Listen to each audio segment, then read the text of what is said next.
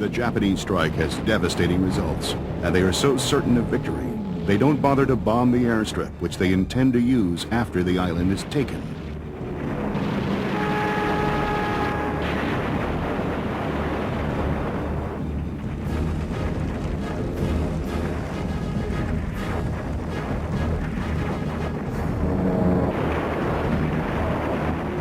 The attack on Midway Island is relentless and appears to succeed according to Japanese plan. Once they have immobilized the Americans, they will invade and capture Midway. June 4th, 7 a.m. Torpedo planes crowd the flight decks of the 4 Japanese carriers preparing for a second bombing run on Midway Island.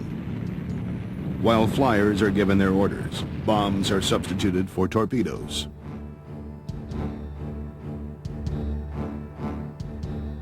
But now, the American fleet springs its trap. We got the information that the Japanese had hit in force at Midway and had made a very aggressive attack there. And the decision was made jointly to press home an attack on the best knowledge we had, which is at that time began to close in to be accurate. We launched loaded with 1,000-pound delayed action fuses, some armor piercing. An hour and 20 minutes out, we spotted for the first time the 3 carriers of the 4 that were known to be in the area. On the way back from Midway Island, in the air, they told all the pilots there was a group of American planes heading to attack the ship. But until then, I had no idea that the Americans would ever appear. American torpedo planes arrive and attack 3 of the Japanese carriers.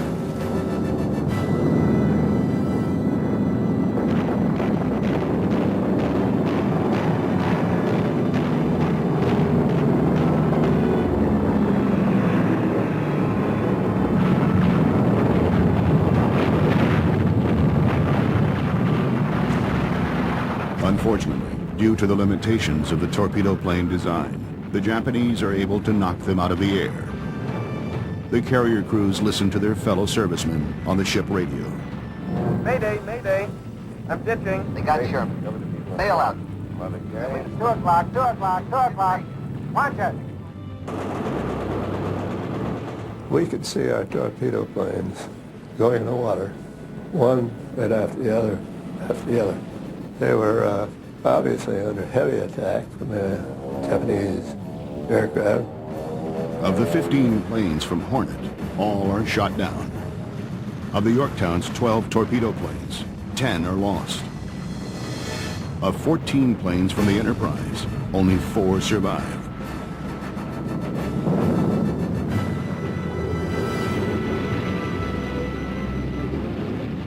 Meanwhile, the Japanese quickly prepare their counterattack. But dive bombers from the Enterprise and Hornet make their attack. They approach their target unopposed, since the Japanese fighters have not had time to regain altitude from the torpedo attack. Akagi is hit, and its bombs and ammunition explode. Bombs hit the Kaga, knocking out the bridge and penetrate the hangar. A 3rd Japanese carrier, Soryu, is left a blazing inferno. We came in over the top at 17,000 feet, and within minutes after we initiated the attack on the Soryu, she was a gunner. She was changing the armament. Their decks were loaded with the bombs that they had dropped for shore base use. That was their mistake. Now, only one carrier, Hiryu, is left. Its commander, Rear Admiral Yamaguchi, immediately orders a strike against the American carriers. I felt it was a great loss. The only remaining ship was Hiryu, so I felt we were the ones who had to take revenge for the 3 destroyed ships. Zeros and dive bombers from the Hiryu follow the returning American planes to the Yorktown.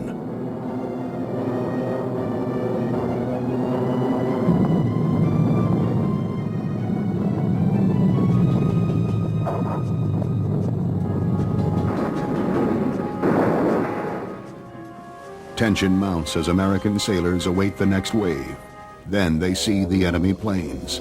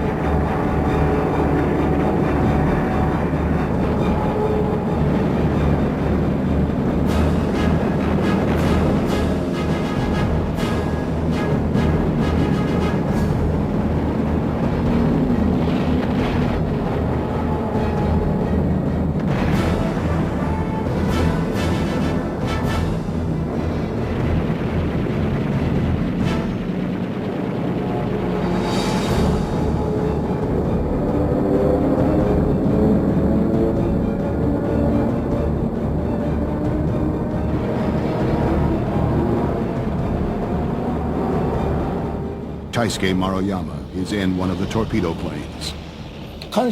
I told the pilot to head the plane for the bridge of the Yorktown.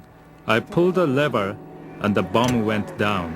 When I turned around, I saw a big splash right next to the Yorktown, so I believed the bomb hit its target. The Yorktown has caught fire on her stack. Crew members secure the boilers and pour water on the flames. But can the ship survive?